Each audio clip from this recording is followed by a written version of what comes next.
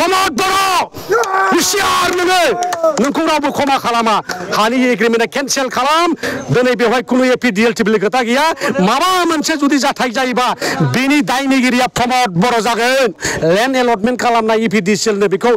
cancel खालामग्रोनांगौ प्रथमाव हाखौ जोंनियाव लाबोफिननांगौ प्रमद बर'आ जुदि गियान दङब्ला जोंनि रामदेवखौ हा होनायनि नामाव बिथांमोना बायदिसिना बुंबाय थानो नागिरदों बे हाया अलरेडि लिस्टआवसो दङ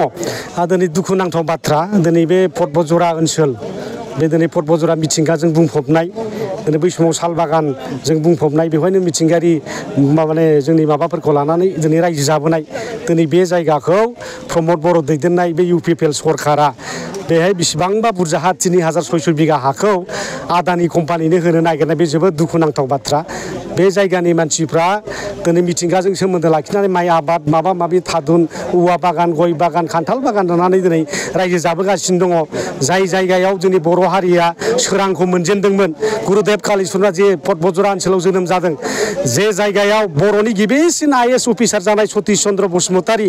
जाय जायगायाव जोनोम जानानै दिनैहाय माने कामेश्वर ब्रह्ममोना दिनै पद्मश्री बान्था मोनदों बड' साहित्य सभानि दिनैहाय माबा आफादगिरि जादों दा बे ओनसोलाव दिनै बिथांमोननि हाखौ लानानै दिनै एपिडिसिएलनो गथायनो नागिरनाय आदानि कम्पानिनो नागिरनो गथायनो नागिरनाया जोबोद दुखुनांथाव बाथ्रा आरो बेबो मोनसे बिराद गिदिर मिस्टेक खालामदों बिथांमोना हाखौ दिनै एपिडिसिएलनो एलटमेन्ट होनो नाङामोन बिथांमोना जाबाय बे हाखौ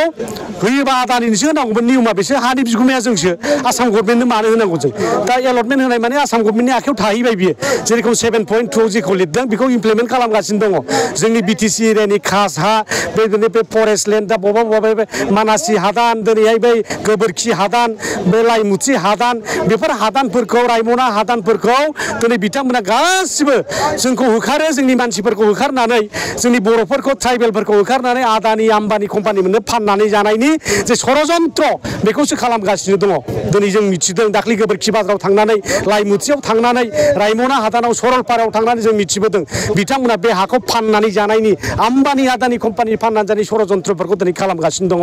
दिनै बिथांमोना बेनिफ्राय जानगाराव थानांगौ लेन्ड एलटमेन्ट खालामनाय एपिडिसिएलनो बेखौ केन्सेल खालामग्रोनांगौ प्रथमाव हाखौ जोंनियाव लाबोफिननांगौ प्रमद बर'आ जुदि गियान दङब्ला जोंनि रामदेवखौ हा होनायनि नामाव बिथांमोना बायदिसिना बुंबाय थानो नागिरदों बे हाया अलरेडि लिस्टआवसो दङ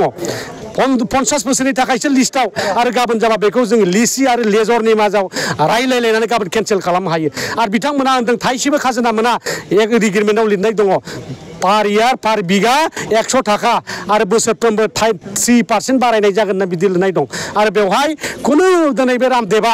बिल्डिं लुनो हाया माबा मोनसे इउनिट बानायनो हाया उइदाउट प्रायर इनफरमेसन टु द अथरिटि अफ द लेन्ड बिदि लिरनाय दङ बेवहाय दा बेहाय हाखौ जों गाबोनबो लाफिननो हायो खिन्थु बिथांमोना आसाम गभर्नमेन्टआसो एलटमेन्ट होदों दा बेवहाय आसाम गभर्नमेन्ट होबाय माने बे हानि अथरिटिया जोंनाव गैला दा ओंखायनो बिथां बुरबकनि खामानि मावदों हाया जोंनिसो जों जेखि खालामा दा बिथांमोना बेबायदि भुलखौ मावबाय थानो नाङा हा फाननानै जानो नाङा बड'लेण्डखौ गारबोबाय जों माने फाइनाल एन्ड कमप्रिहेन्सिभ डिमान्ड होननानै बिथांमोना दिनै सुक्ति खालामबोबाय आरो दिनै बड'लेण्डखौ गारखांनानै आरो फारि फारि हा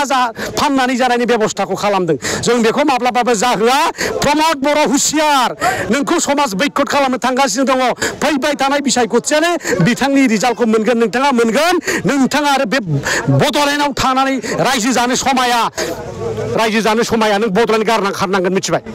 मिथिबाय गारना खारनांगोन दिनैहाय बेहाय कम्पानि बानायफैनानै दिनै पर्बतजरानि आइजोफोरनि इज्जत लुथिनानै जानो नागिरदों रैखाथ खालामनो नागिरदों नोङो बर' आइजोफोरखौ दिनै धंस खालामनो नागिरदों नोङो हा फाननानै जाग्रा नों लांसुनिया नों जोलैनि हांगार थांनानै थानो समाया नों प्रमद बर' नोङो ओइबाराव सेप्तेम्बर जानाय इलेक्सन जागोन नों जेनब्लानो नों बेखौ गारनानै खार नों एक्जाइलाव थानांगोन रायजोआ दिनै सिद्धान्त लादों दिनै संकसनिफ्राय दिनै 5 दिसिम जेसेबां रायजो राजाफोर दं जेसेबां बर' दं सिद्धान्त लादों नों दिनै बर' सेंग्रा सिख्लाखौ थगायदों नों बर' रायजो राजाफोरखौ थगायदों नों मुंख्लंफोरखौ थगायदों नों एनडिएफबिफोरखौ थगायदों नोङो गुबुन जातिफोरखौ थगायदों साख्रि बाख्रि होनायनि नामाव जोंखौ मानसिफोरखौ जुरुला खालामदों नों राजनितिक सन्त्रास खालामदों नों गुलिजों गावाखै दिनै हा हगारनायनि नामाव दिनै जोंनि मानसिखौ अत्याचार खालामदों पलिटिकेल टेररिज्मखौ नों खालामबाय थादों बिनि फिथाइखौ मोनगोन प्रमद बर' हुसियार नोङो नोंखौ रावबो क्षमा खालामा हानि एग्रिमेन्टआ केन्सेल खालाम दिनै बेवहाय खुनु एपिडिएलटिबि खोथा गैया माबा मोनसे जुदि जाथाय जायोबा बिनि दायनिगिरिया प्रमद बर' जागोन बेहाय माबा जुदि जोंनि गेजेराव घात प्रतिघात जायोब्ला सरकार आरो रायजो राजाफोरनि गेजेराव जुदि माने जाब्रबथायफोर जायोबा माबा मोनसे अप्रीतिकर घटना जायोबा बिनि दायनिगिरिया प्रमद बर' जागोन बेखौ मोजाङै खोनासंनानै ला